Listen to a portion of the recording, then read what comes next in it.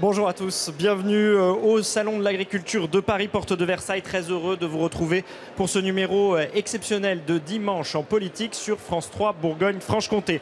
Nos agriculteurs peuvent-ils se passer des pesticides et notamment du glyphosate, l'herbicide le plus controversé? L'Assemblée nationale, vous le savez, a refusé d'inscrire dans la loi l'arrêt total de son emploi d'ici 2021.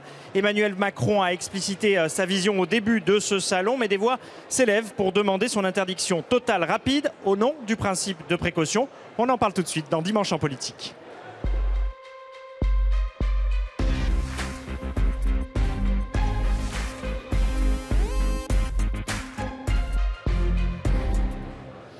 Alors, le monde de l'après-pesticide est-il vraiment engagé? L'agriculture française peut-elle prendre le chemin de cette transition révolutionnaire?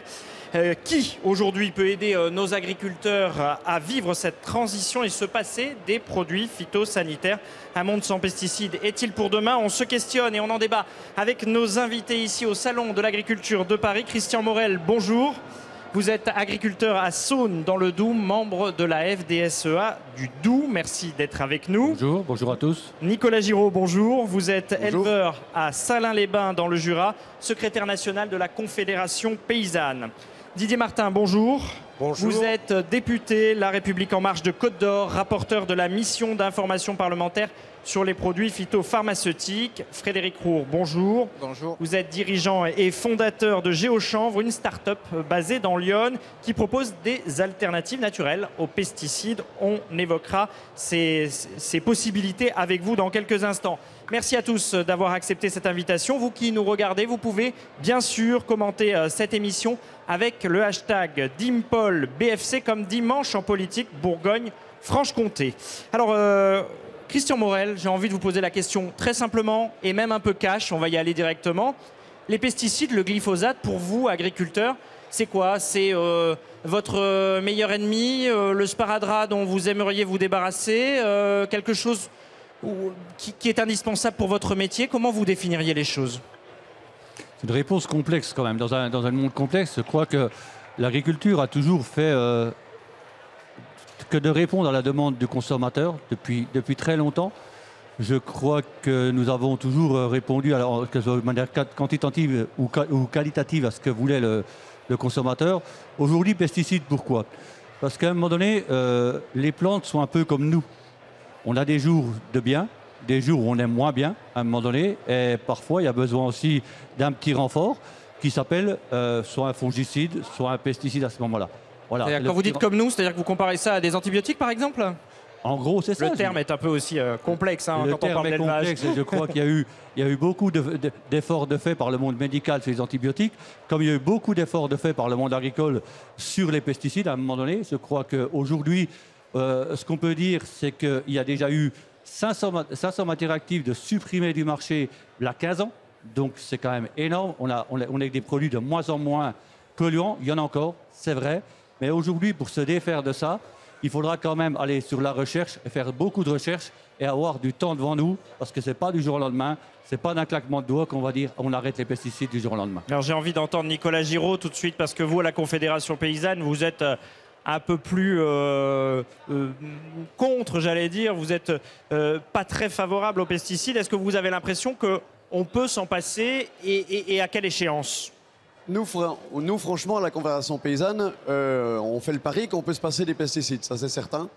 Après, pour répondre, j'allais dire, à la première question, pour nous, les pesticides, il y a deux problèmes. Il y a un problème de santé, et au départ, spécialement pour les paysannes et les paysans, qui sont au contact les premiers des pesticides, et pour qui ça pose problème. C'est la profession agricole et la profession qui a, dans les dernières années, le moins progressé en espérance de vie. Donc on n'est pas certain que ce soit les pesticides, mais en tout cas, ça nous interroge.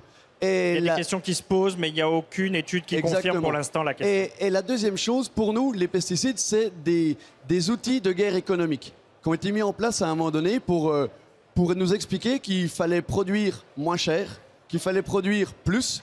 Et les paysans sont aujourd'hui dépendants de ça, et il va falloir les aider pour les en passer. Dépendant, vous avez l'impression d'être, j'allais dire, pesticido-dépendant, vous? Aujourd'hui, c'est qu'on a cherché à produire un maximum un maximum, plus pour répondre à un besoin des populations internes à la France, mais des besoins d'exporter aussi, car on a aussi des marchés extérieurs auxquels il faut que l'on réponde à un moment donné. Là, donc, il y a besoin de produire. Et c'est vrai que la production, c'est des emplois tout au long de la chaîne. Donc, c'est vrai qu'on a un peu besoin de ça. Mais moi, je dis que demain ou dans 10 ans, on va y arriver. On va arriver à passer le cap des pesticides. Je crois que, comme on l'a dit généralement, c'est le sens de l'histoire à un moment donné. Je crois qu'on... Oui, là, tout le monde est d'accord, sauf que vous dites, dans 10 ans, on va réussir à s'en passer. Beaucoup disent, en raison des mesures de précaution nécessaires, du principe de précaution, il faut absolument s'en passer d'ici 3 ans. Qu'est-ce que vous leur répondez à ces gens-là? 3 ans, ça a été dit sur le glyphosate à un moment donné, que le président de la République a dit qu'on se passerait du glyphosate dans 3 ans, alors que l'Europe a dit 5 ans. OK ? Donc, on dit chiche, on va y arriver. On va y arriver, mais attention, ça a évolué, hein, la position des agriculteurs sur ce terrain-là. Hein. Ah oui, mais... D'ailleurs, même pendant ce salon de l'agriculture, on a vu que les choses, quand même, évoluaient. Hein. Mais vous savez, on est aussi là pour produire et pour répondre aux consommateurs. Oui. Le consommateur veut plus de pesticides. C'est ça que vous dites. Je suis agriculteur dans une zone périurbaine. Mes voisins sont mes consommateurs. Oui. Mes consommateurs. Donc, ils n'ont pas envie d'être empoisonnés, puisque c'est le thème de notre débat, empoisonnés par d'éventuels pesticides. Et vous non plus, vous n'avez pas envie, j'imagine. Moi non plus, bien entendu, parce que, comme m'a dit mon confrère, je suis le premier utilisateur à un moment donné. Donc c'est ma santé qui est en jeu aussi. Je n'ai pas envie de jouer avec ça non plus. Mais je dis qu'il y a des méthodes à faire. Et attention, parce que demain, si on enlève par exemple le glyphosate de un champ, c'est peut-être 7-8 passages de tracteurs supplémentaires qu'il faudra faire dans cette même parcelle. Je ne suis pas sûr que sur les gaz à effet de serre, on est aussi... Oui, là. Il y a certainement d'autres... Il y a d'autres... Oui. Parce que je pense et là, le sujet, c'est les pesticides, mais on veut bien parler des gaz à effet de serre un autre jour, si vous voulez. Mais on ira sur d'autres problématiques. Il ne faut pas que le mal soit l'ennemi du bien. Alors, attention. Didier Martin, on sait que dans votre majorité, ça a été compliqué. Vous-même, vous avez évolué sur cette question du glyphosate, par exemple. Le président de la République, on va l'entendre dans un instant, était au début du salon de l'agriculture, a inauguré ce salon en disant on va y aller 3 ans, etc. Finalement, tout le monde est d'accord pour dire il faut y aller. La question, c'est plutôt quand et comment, quoi. Voilà, exactement. Donc, il nous faut trouver les solutions alternatives à l'utilisation, il faut bien le dire, de plus en plus raisonnée, mais encore très importante, des pesticides. C'est le sens du discours du président de la République, transformer notre modèle agricole. C'est le sens aussi du discours du ministre de l'Agriculture, qui veut sortir les pratiques traditionnelles de la dépendance aux pesticides. Alors ça, j'allais dire, c'est les belles idées, mais concrètement, comment ça pourrait se passer? Puis après, je donnerai la parole à Monsieur Roure, qui lui a des solutions concrètes. Concrètement, on ne peut pas dire ça en 1 minute, évidemment, mais il faut prendre les choses dans l'ordre, c'est-à-dire travailler filière par filière, territoire par territoire, voir qui est engagé dans cette conversion de l'agro-agriculture, de l'agriculture écologique, et voir quel accompagnement, quelle recherche il faut conduire et quel soutien il faut apporter pour aller vers cette excellence et cette qualité qui est la solution pour la France, mais aussi pour l'Europe. Parce que nous sommes dans un contexte aujourd'hui européen et nous ne pourrons pas tout seuls agir sans entraîner avec nous les autres États membres de l'Union européenne, ne serait-ce qu'à cause de l'importation des produits, y compris les produits bio, qui sont parfois douteux quand ils viennent d'origine non certifiée. Alors Frédéric Roure, est-ce que vous pouvez nous donner un délai sur lequel on pourrait se passer des pesticides et du glyphosate, puisque vous l'expérimentez déjà avec plusieurs agriculteurs dans notre région? Ça fait 4 ans que l'on développe des innovations techniques, des itinéraires techniques qui sont dans les maraîchers, en viticulture, chez les arboriculteurs, ainsi que sur les paysagistes. On arrive à se passer de glyphosate uniquement avec des petites toiles de paillage de surface qui sont nourricières. On redécouvre les vertus des fibres naturelles, que nous, on a un procédé breveté sur l'Europe, et ça fonctionne, c'est des usines, c'est des unités type de culture de paille. Tout à fait. Ça marche pour tout type de... Et aujourd'hui, combien d'agriculteurs ont adopté votre méthode, par exemple? On a au moins 500 agriculteurs qui appliquent notre produit déjà à travers la France et en Europe. Donc c'est évident que l'agriculture du vivant, tout ce qui est économie un peu plus certifiée, dans la biodynamie, etc., sont très attentifs à ces itinéraires techniques-là, notamment en vigne. Dès qu'il y a des terroirs un peu pentus, la problématique du glyphosate devient très compliquée et les bios ne peuvent plus l'appliquer. Donc il est évident que les toiles de paillage légères et faciles à transporter, pour eux, c'est une vraie alternative. Nicolas Giraud, je vous sens bouillir depuis tout à l'heure parce que tout le monde dit bah oui, il faut sortir des pesticides finalement. Finalement, tout le monde est d'accord avec vous. Tout le monde est d'accord avec ça, mais j'entendais monsieur le député qui dit voilà, on l'a entendu dans le discours d'Emmanuel Macron, on l'entend dans le discours de Didier Guillaume. Alors c'est très bien, mais moi les discours, on en a soupé depuis quelques années dans le monde agricole. Moi je retiens juste un truc sur le discours d'Emmanuel Macron, c'est à 1 an d'écart, c'est sa venue l'année dernière ici sur le salon, où droit dans ses bottes, j'allais dire, il répond à un jeune agriculteur qui lui explique que ça va être compliqué de sortir du glyphosate si vite, etc. Et il lui répond, je ne veux pas être responsable pour les générations futures. Donc nous, on avait une sacrée espérance d'avoir, soit dans la loi, nous, on pensait que ça pouvait être inscrit à un moment donné dans la loi, et on a l'impression qu'aujourd'hui, on nous a parlé de 3 ans, on a dit qu'il n'y a pas besoin de le mettre dans la loi pour faire 3 ans. On nous dit quelques mois après qu'on ne pourra pas faire 100%, il y en aura qui ne pourront pas sortir. On a l'impression que très très vite, on fait reculade sur reculade. Et nous, quelque part, ça nous fait un peu peur parce qu'il faut prendre ce sujet à bras-le-corps parce qu'on a besoin d'en sortir. Juste un petit exemple. Oui. On parlait là, il nous expliquait un petit peu les alternatives qu'il peut y avoir. On est 2 producteurs, je crois, en lait à compter. Sur le lait à compter, il faut absolument, on va sortir du glyphosate sur les prairies. Nous, on espère à la Confédération paysanne qu'on en sorte aussi sur les céréales et que ce soit aussi même un moyen de tirer avec nous toute la Bourgogne-Franche-Comté, toute la région proche. Et le vin. Et le vin également, mais la région Bourgogne-Franche-Comté qui fournit les céréales pour nos troupeaux l'hiver qu'on ne peut pas forcément produire sur nos territoires, si on arrive avec une filière qui marche bien, le comté, qui rémunère ses paysans, qui a des marges de manœuvre au niveau économique, on peut arriver à tirer tout le monde vers le haut et à ce moment-là, c'est un peu un appel d'air pour avancer au niveau économique vers une sortie des pesticides. Proposition retenue. Alors, il y a des gens qui veulent réagir en face de vous. On va les faire réagir dans un instant, mais on va, puisqu'on en parle depuis tout à l'heure, écouter le président de la République qui a réaffirmé donc son idée au début du salon, la fin des pesticides d'ici 3 ans, sans passer par la loi, mais simplement avec la volonté des acteurs de la filière et le soutien de l'État. C'était samedi dernier, ici, au Salon de l'Agriculture. Je vous propose d'écouter Emmanuel Macron. Nous partions en fin d'année 2017 vers 10 ans de renouvellement d'autorisation du glyphosate, même 15 ans au départ. La France s'est mobilisée, nous nous sommes battus pour faire voter au niveau européen 5 années.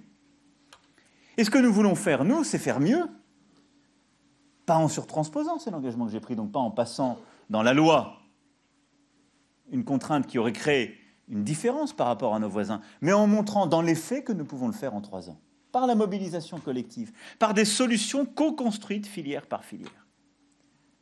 Je pense très profondément que nous pouvons y arriver. Je pense d'ailleurs très profondément que nous sommes en train d'enclencher la dynamique qui nous permettra d'y arriver. Je veux y voir une opportunité, par exemple quand je regarde le vignoble français. Je pense que nous pouvons en faire le premier vignoble du monde sans glyphosate. Dans 80% des cas, cette transition va d'ailleurs s'effectuer sous 3 ans. Elle s'effectuera parce qu'il y a des efforts, de l'innovation, de la volonté de se mobiliser. Voilà, Emmanuel Macron, c'était samedi dernier au Salon de l'Agriculture, lors de l'ouverture de ce salon. Christian Morel, la co-construction, filière par filière, secteur par secteur, pour sortir dans 3 ans, j'espère que vous avez déjà commencé à bosser, parce que ça paraît quand même, l'échéance paraît quand même très proche. Bien entendu qu'on a commencé à travailler là-dessus dans les chambres d'agriculture, dans les coopératives. Je crois qu'il y a un réel besoin. Si le gouvernement le dit, on le fera. Je crois qu'il faut être clair. Alors, oui, mais il n'y a pas de contrainte, il n'y a aucune obligation. Vous avez entendu Emmanuel Macron, il compte sur vous, les acteurs des différentes filières agricoles, pour mettre en place ça. Il ne dit pas on va vous obliger. Moi, je veux pas être dogmatique, je veux être pragmatique dans l'histoire. Je veux être pragmatique dans l'histoire, il faudra demander comment qu'on fait, quelle solution on a, quelle solution on a pour faire ça. On va faire à un moment donné, qu'est-ce qu'on va faire? On ne retournait plus les sols, on va retourner les sols. Attention, on n'est pas sûr que ça marche tous les coups. On va reprendre la charrue. On le fera, on sait le faire. On sait le faire. Mais ça fait longtemps que vous ne l'avez plus fait. Dans bien des secteurs aujourd'hui, à cause de l'érosion des sols, à part de bien des phénomènes, c'est pas fait parce qu'on ne peut pas. Donc attention, je dis toujours, pas faire un mal pour un bien à un moment donné. Bon, après, il n'y a pas que le glyphosate à un moment donné. On ne va pas se folier qu'il y a d'autres choses à voir aussi. Ouais. Et je crois qu'il faut voir l'ensemble, je disais tout à l'heure, l'ensemble des filières, l'ensemble des rotations. Et à un moment donné, quand on va faire ci, moi j'ai travaillé aussi proche du bio, à un moment donné, il faudra peut-être qu'on arrête de faire des rotations très simples, comme on a fait blé, orge, colza, à un moment donné, qui sont des demandeurs, et faire, à un moment donné, amener d'autres productions. Mais pour d'autres productions, il faut de l'investissement. Et là, j'attends aussi le président de la République en disant « Ok, on y va, mais on nous aide à investir, on nous aide à changer de politique, on ne va pas le faire en claquant des doigts. » C'est une sacrée balle de ping-pong quand même. J'entends le président de la République qui dit co-construction, filière par filière, et donc finalement ce sont les acteurs qui vont mettre en place ça, et j'entends les acteurs dire oui mais qui c'est qui nous aide et comment on va faire et alors Didier Martin. Mais il y a la loi. Mais il y a la loi. Ah mais j'ai cru que ça passerait pas par la loi, moi. Il y a la loi de finances pour aider les agriculteurs en conversion, ça c'est une chose. Et ensuite il y a la loi sur l'agriculture que nous venons de voter, qui interdit les rabais sur la vente des produits pesticides, qui sépare le conseil des agriculteurs annuel et en cours de campagne. Mais pas de la d'interdiction vente des par la loi. produits. Et l'interdiction reste l'arme suprême. Si les filières, dans les rendez-vous que nous sommes fixés, en travaillant main dans la main avec les professions et toutes les filières, ne sont pas au rendez-vous, la diminution des pesticides, quantitativement également, si on n'arrive pas pour 85% des cas à se passer du glyphosate, eh bien là, la loi interviendra pour effectivement... C'est un peu comme les négociations de l'assurance chômage. Finalement, au bout d'un moment, vous reprenez la main et vous faites la loi. C'est le rôle de l'État. C'est le rôle de l'État de reprendre la main. Et pourquoi ne pas le faire tout de suite alors? Mais c'est ce que nous sommes en train de faire. Les négociations sont engagées, mais c'est vrai que dans les zones défavorisées simples, il est difficile de se priver immédiatement de 0,5 litres de glyphosate par an. Et moi, dans mon département, la Côte d'Or, eh bien là où on ne pouvait pas faire de culture, maintenant on fait de la culture. C'est de la conservation des sols, mais il faut encore une utilisation résiduelle pendant quelques années. Frédéric Roure, vous avez le sentiment que ces agriculteurs qui veulent changer de méthode, ils ont besoin d'être aidés, vous qui les accompagnez dans cette transformation, dans cette transition? En fait, dans le sud de Lyon, on est arrivé à mettre en place une filière complète. Ça veut dire qu'on a des agriculteurs qui commencent à produire du chanvre sans glyphosate, sans absolument aucun intrant. On arrive à le transformer avec une green tech, une belle usine qui est toute verte. Et on arrive à satisfaire des maraîchers et vers une économie verte. Donc, mais vous comprenez les difficultés qu'évoque Christian Morel? Ça veut dire qu'en fait, il faut donner un coup de main à la filière complète et que les gens puissent regarder ce qu'ils achètent. À partir du moment où il y a une traçabilité sur les produits et qu'on regarde comment ils sont faits et de quoi ils sont composés, je pense que les gens viendront petit à petit vers des produits 100% naturels et pas des fibres importées, quoi. Si vous permettez, oui, si vous permettez. D'un mot parce que le temps file. Non mais c'est très important ce qui vient d'être dit. La filière chanvre retrouve aujourd'hui un débouché exceptionnel, à la fois pour faire des tissus, des tissés en fibres naturelles qui évitent l'utilisation des herbicides. L'utilisation des herbicides, et aussi une entreprise de Fontaine-les-Dijon qui, à partir du chanvre, fait une sorte de matière plastique beaucoup plus légère, écologique, en fibres naturelles, et ça, c'est des plastiques dans l'automobile. Donc vous voyez que débouchés, ce soit le bâtiment pour l'isolation, que ce soit l'automobile pour les plastiques traditionnels, leur remplacement, la filière chanvre, c'est très intéressant. Nicolas Giraud, vous vouliez réagir à tout ce qui s'est dit? Oui, je voulais réagir en expliquant que, bien entendu, qu'on ne le fera pas en claquant des doigts, et bien entendu qu'on a besoin de politiques publiques fortes et ambitieuses. Est-ce que pour vous, il y a une volonté politique aujourd'hui? Aujourd'hui, on en doute quelque peu parce que, j'allais dire, on avait l'occasion, dans la loi agriculture alimentation 1, de mettre le glyphosate, l'interdiction du glyphosate dans la loi, et 2... Certains ont essayé, ça n'a pas marché. C'est ça. Et 2, d'avancer plus fortement sur une meilleure répartition de la valeur dans les filières, qui est le point important. Comment voulez-vous sortir des pesticides dans les filières sans avoir une meilleure répartition de filières et des moyens économiques donnés aux paysans pour faire autrement? Alors, qu'est-ce que vous appelez moyens économiques? C'est-à-dire des moyens économiques, c'est du revenu. C'est du revenu, tout simplement. Pas des subventions, on est d'accord.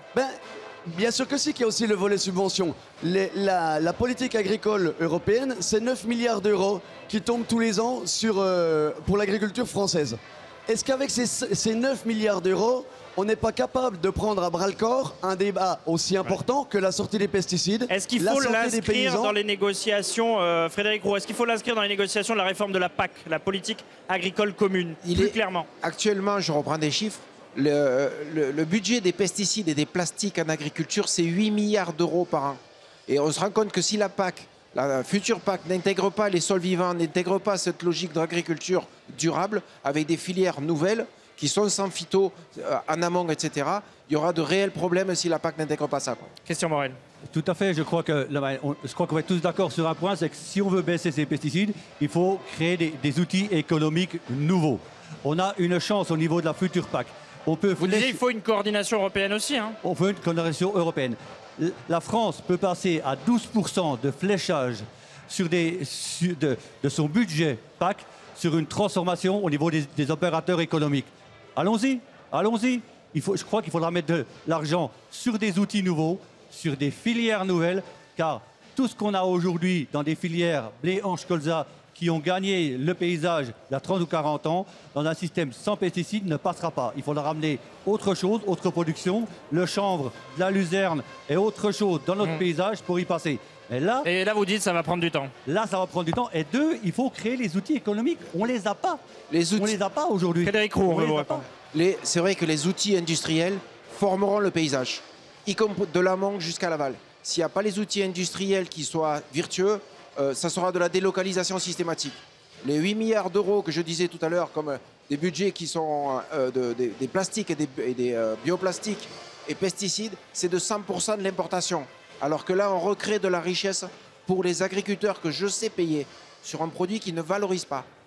Alors pour vous, Didier Martin, la prochaine étape, là, c'est quoi? On a entendu le président de la République d'ailleurs parler des vignobles, du vignoble français. Chez nous, en Bourgogne-Franche-Comté, c'est important. Est-ce que le vignoble, par exemple, selon vous, qui êtes député de Côte-d'Or, est prêt à franchir le pas et déjà finalement sur les rails de l'après-pesticide? Alors moi, je ne vais pas parler à la place des viticulteurs, mais moi, je dis banco. En tant que député de Côte-d'Or, je dis banco. Je crois que ce soit la Côte-d'Or, la Bourgogne ou la Franche-Comté, le vin est un produit extrêmement emblématique.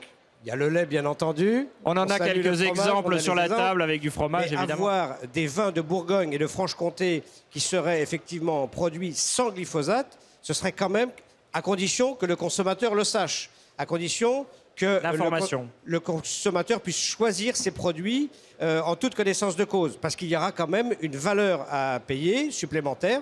Je crois qu'aujourd'hui, sur le glyphosate, les solutions existent. Alors, ça ne résout pas tous les problèmes, la question du glyphosate. Je suis d'accord, la PAC, le verdissement de la politique agricole commune, et cette le différence rôle qu'il va y avoir environnemental des agriculteurs, il doit être reconnu et rémunéré. Didier Martin, cette différence qu'il va y avoir finalement entre les 3 ans potentiels pour la France et les 5 ans pour l'Europe, l'Union européenne, avant l'interdiction du glyphosate? Alors les 3 ans ou 5 ans, c'est effectivement la décision que la France veut prendre, en sortir dans 3 ans, dans une mission que les parlementaires, les députés vont suivre, le plan de sortie du glyphosate. 5 ans, c'est la durée qui a été autorisée par l'Union européenne pour commercialiser les produits contenant du glyphosate. Donc il va bien y avoir un décalage. Il faudra apporter la preuve de notre volonté et les éléments probants pour sortir de cette autorisation. Nicolas Giraud, puis Christian Morel. Ouais, juste une réaction quand je vous entends dire qu'il va falloir qu'on communique dessus et que le consommateur soit prêt à payer plus cher. Globalement, à mon avis, le consommateur, il ne paiera pas plus cher. Après, il faudra lui faire comprendre, mais globalement, il ne paiera pas plus cher.